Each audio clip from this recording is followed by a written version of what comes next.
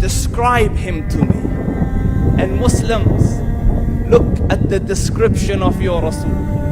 And for some, this would be the first time you hear what your Prophet looked like. I saw a man of striking appearance. ظاهر الوضاء أبلج الوجه, radiant face, حسن الخلق, beautifully created. لم تعبه الثجلة, his belly wasn't protruding. ولم تزر به السعلة, nor was his head disproportionate and small. وسيم قسيم, proportionate and delicate, finely made, a specimen of a creation. في عينيه دعج, in his eyes there was a contrast. The dark was immensely dark, the white was excessively white. وفي أشفاره وطف, and his eyelashes were long. وفي صوته صهل, and in his voice was a natural echo. وفي عنقه سطع, and his neck was elegantly long. وفي لحيته كثاثة, his beard was full and thick. أزج أقرن, his eyebrows were arched, but they were not joined, it was separated. In صمت فعليه الوقار, when he was silent, dignity covered him. وإن تكلم سماه وعلاه البهاء, and when he spoke it was audible and clear, almost commanding and overtaking. أجمل الناس وأبهاهم من بعيد, from afar the most striking and outstanding in appearance. وأحسنهم وأجملهم من قريب, and when he came near, the best of them and the most handsome of them in closeness. حلو المنطق, such an exalted and sweet level of logic.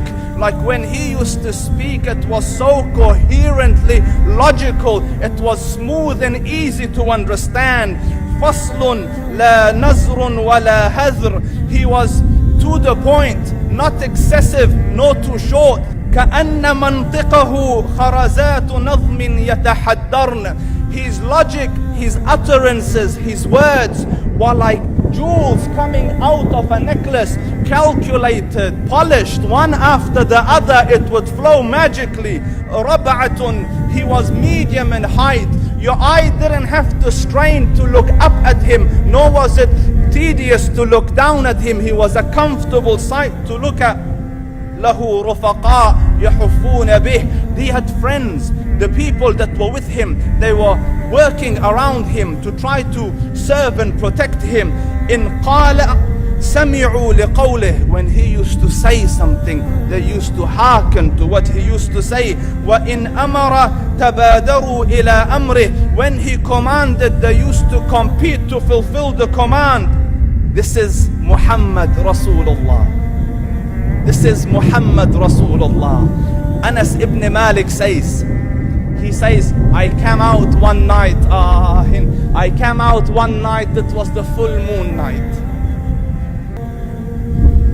And I looked at the moon, and in the desert, understand, the moon is an awesome sight. It is smooth, it is radiant, it is clear, it is gentle compared to the scorching sun at which they are used to. So the moon was the epitome of beauty. So he says, I came out at a full moon night and I looked at the moon and I saw it beautiful, handsome. So I said, let me go see if the moon is more handsome or my Prophet is more handsome. Let me see if that is more beautiful or the Prophet is more beautiful. So I went and I saw him standing afar.